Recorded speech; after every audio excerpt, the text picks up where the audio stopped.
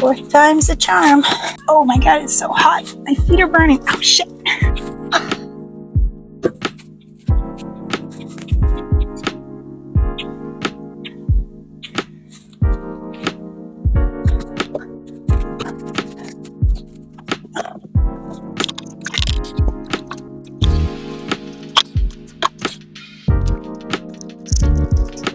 And I will come back and tighten these down, but for now, I just want to see it installed.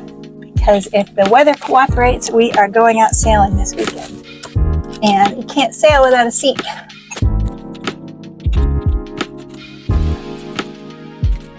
I'm also going to change the color of that to be a charcoal gray, but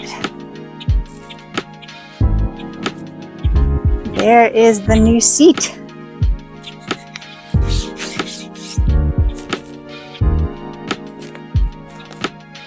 Here it is around the back.